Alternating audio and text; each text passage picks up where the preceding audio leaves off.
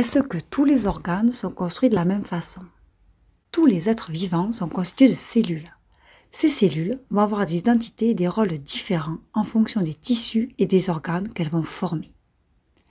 L'embryologie est la discipline qui étudie la formation des êtres vivants. Il y a une question essentielle. Comment se forme un individu et ses organes à partir d'une seule cellule qu'on appelle la cellule totipotente? Cette cellule est très spéciale car elle est notre toute première cellule à tous et à toutes, aussi appelée cellule œuf. Elle est issue de la rencontre de l'ovule, un gamète femelle, et d'un spermatozoïde, un gamète mâle. De cette cellule totipotente va naître à force de multiplication successive toutes les cellules de notre organisme.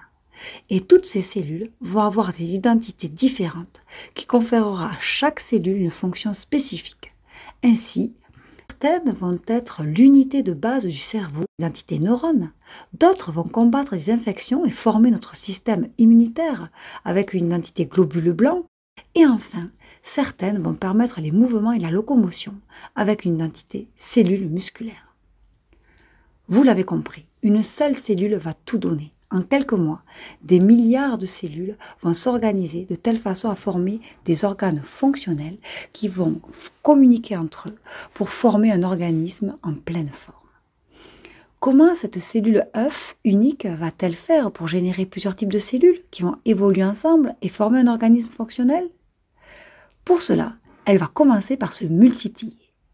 Chaque cellule fille va se synchroniser avec les cellules de son environnement, un peu comme les engrenages d'une horloge suisse. Chaque rouage, en fonction de la dynamique de ses voisins, va avoir sa propre dynamique et influencer ses voisins. Pareil pour les cellules, qui vont former un organisme composé de plusieurs organes.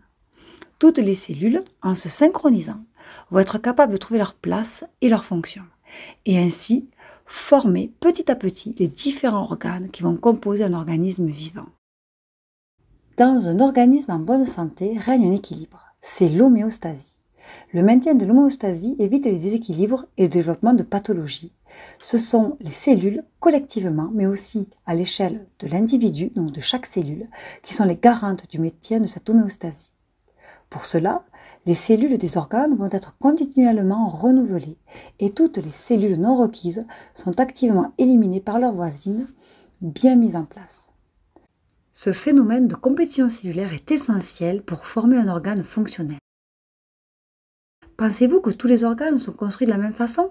Eh bien oui, il y a plusieurs points communs dans la création des organes. On dit aussi l'organogénèse, comme par exemple la spécification d'un domaine ou d'un territoire dans l'embryon qui deviendra ensuite l'organe.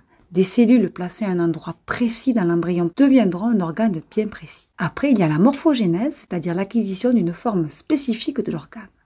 En effet, le foie, le cœur ou le cerveau sont des organes qui ont des formes similaires chez tous les êtres vivants, appartenant à une même espèce, l'homme, le poisson zèbre ou les mouches par exemple. Et enfin, la naissance des différents types cellulaires requis pour former l'organe.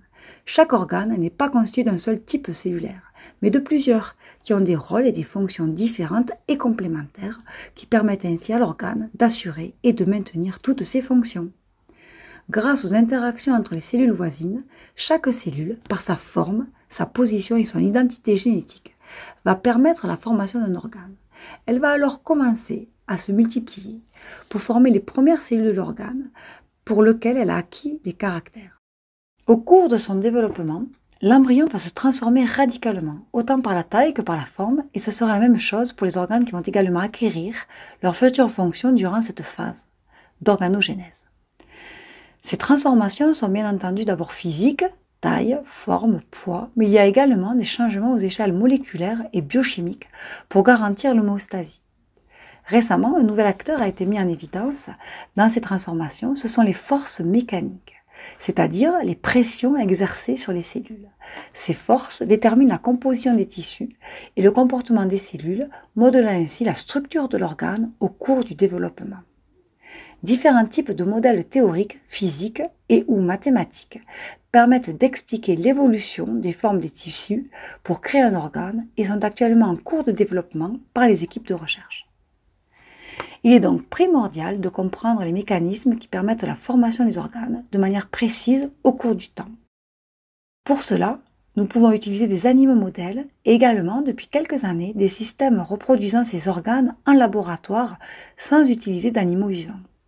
Pour cela, les scientifiques utilisent des cellules souches pluripotentes. Ce sont des cellules un tout petit peu moins spéciales que la cellule œuf totipotente, car elles ne se transforment pas en toutes les cellules, mais en un certain nombre quand même.